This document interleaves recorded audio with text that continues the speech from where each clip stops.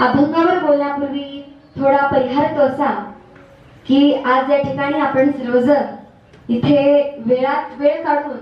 आपल्या सर्वांचं आरोग्य सांभाळून इथे उपस्थित आहोत हे कशामुळे वेगळं सांगण्याची गरज नाही। सालाबादप्रमाणे याही वर्षी सद्गुरू मारुती बाबा यांच्या संजीवनी समाधी सोहळ्यानिमित्त तसेच विश्वमाऊली ज्ञानोबराय यांच्याही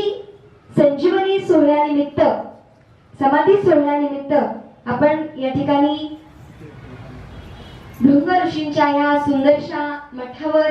ह्या गडावर आपण कार्यक्रम करत असतो। खरं पाहता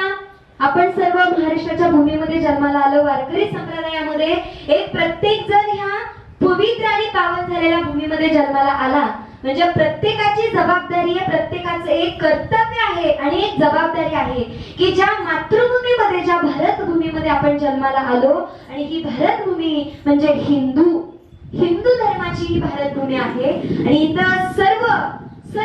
धर्म समभाव ह्या न्यायाप्रमाणे प्रत्येकाने आपल्या धर्माप्रमाणे वागणं आणि प्रत्येकाने आपल्या धर्माची जबाबदारी ही अखंडपणे तेवत ठेवण्याचं कार्य आपल्या सर्वांकडून झालं पाहिजे। आणि म्हणून आज जगात जरी कोरोनाने थैमान घातला असेल किंवा 8-9 महिने झाला आपण सगळेजण घरीच आहोत, घरी बसलेलो होतो। आता अनलॉकची प्रक्रिया सुरू झाल्यामुळे प्रत्येकाने आपला बिझनेस, प्रत्येकाने आपला वेगवेगळे काही नोकरी, जॉब सगळं काही सुरू झालेले। फक्त कीर्तन प्रवचन जे आम्हाला आमच्या आंतरिक रंगाला किंवा आत्मसुखाला कुठेतरी भार पाडते किंवा आम्हाला समाधान मिळवून देण्याचं कार्य करते असं प्रवचन असेल, अशी कीर्तनाची माध्यमं असतील ती मात्र या ठिकाणी कुठेतरी थोडक्यात चालू झालेली आहेत। पण तरी सुद्धा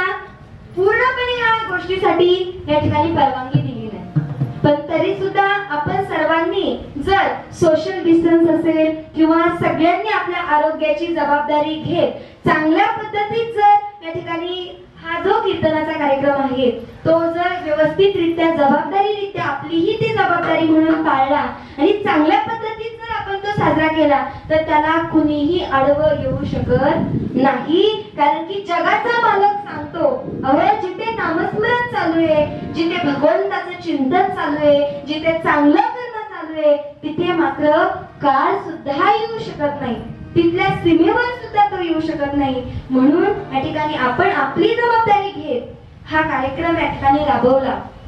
आणि खऱ्या अर्थाने सगळ्यांनी आपल्या जीवनाचीच आरोग्यदायीने आणि चांगल्या पद्धतीत जीवनाचीच नवीन सुरुवात केली असं म्हणावं लागेल। आणि कालाचा प्रसंग हाही माझ्यासाठी नवीनच असेल पण सर्वच या ठिकाणी भिंगार ग्रामस्थ मंडळी असेल आपल्या सर्वांच्या आयोजनातून नियोजनातून सर्वच या ठिकाणी अधिकार संपन्न परमार्थप्रेमी भजनी मंडळ असेल, सर्वच या ठिकाणी अगदी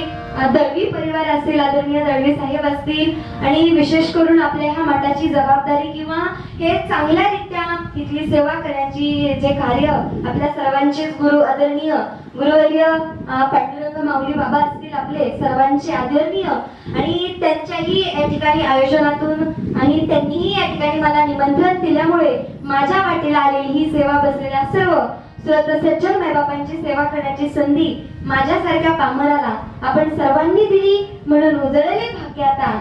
अवघी चिंता वारली संत दर्शने हालाभ पद्मनाभ जोडला ह्या न्यायाप्रमाणे आपल्या सर्व सज्जन मायबापांच्या चरणावर सर्व महिला मंडळ, सर्व टाळकरी, गुणीजन सर्व या ठिकाणी माझ्यापेक्षा वयस्कर, अधिकार संपन्न, ज्ञानी, तपस्वी आपल्या सर्वांच्या चरणावर नतमस्तक होते आणि कीर्तनाला सुरुवात करते।